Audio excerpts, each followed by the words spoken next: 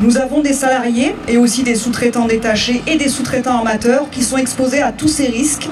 Nous opérons sur des bateaux qui doivent faire des opérations de maintenance dans des délais très courts, donc nous travaillons jour et nuit. Donc nous sommes aussi exposés au niveau des rythmes de travail qui sont intenses et nous avons effectivement des risques multiples qu'il est difficile à coordonner. On fait du mieux pour les coordonner, mais on peut avoir aussi des accidents qui peuvent être très graves, notamment sur les opérations dans les espaces clos. En fait, on a un risque d'asphyxie.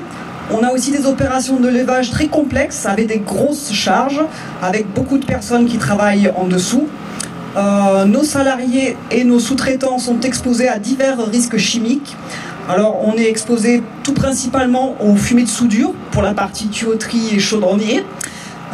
Nous sommes aussi exposés à un risque qui est assez nouveau, qui est le radon. On opère sur des bateaux à propulsion ou à cargaison de GNL, de gaz, donc on est exposé à ce risque.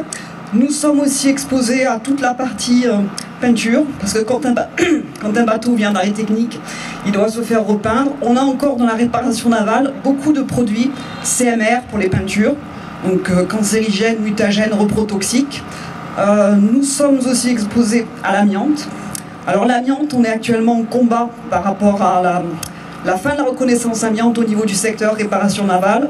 Sur tous les navires qui sont pavillon étranger pour la plupart, on doit faire une recherche d'amiante. On trouve très fréquemment des matériaux amiantés. On doit faire en sorte de préserver nos salariés et nos sous-traitants, ce qui n'est pas toujours évident.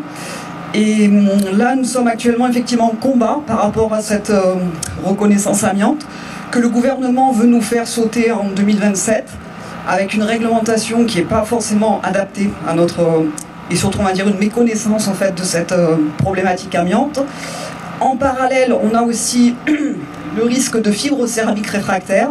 Donc ça, c'est le substitut de l'amiante qui est encore classé comme autorisé en France, alors que c'est une substance qui est cancérogène. Donc on est clairement au niveau de la réparation navale en combat par rapport à tous ces facteurs de risque. Et on continue le combat. On a envoyé plusieurs courriers, on a demandé plusieurs tables rondes auprès de la Direction Générale du Travail. Actuellement, la Direction Générale du Travail ferme sa porte en arguant du fait qu'il y a une réglementation très bien faite en France. À savoir quand même que la majorité des bateaux que nous traitons au niveau du chantier naval, c'est des bateaux pavillon français pour lesquels il y a une dérégulation totale de la réglementation. Et donc voilà, on continue le combat et c'est pour ça qu'on est content d'être là cette journée.